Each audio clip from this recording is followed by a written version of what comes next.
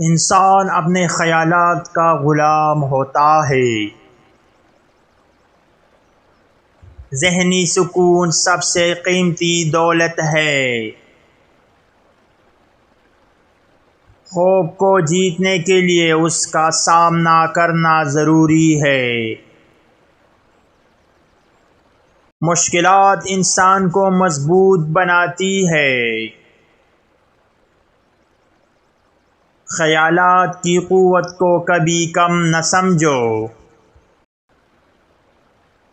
ذہنی صحت جسمانی صحت سے زیادہ اہم ہے۔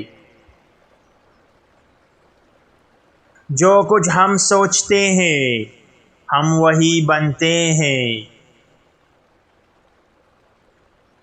دوسروں کو خوش کرنا اچھا ہے مگر خود کو خوش رکھنا بھی ضروری ہے۔ خود کو معاف کرنا سیکھو، یہ ذہنی سکون دیتا ہے۔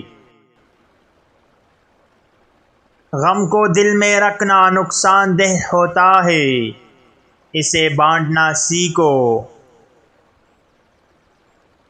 جو تم سوچتے ہو وہی کہو اور جو کہتے ہو وہی کرو۔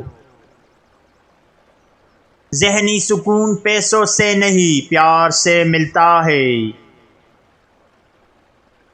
خود اعتمادی انسان کے لیے سب سے قیمتی سرمایہ ہے۔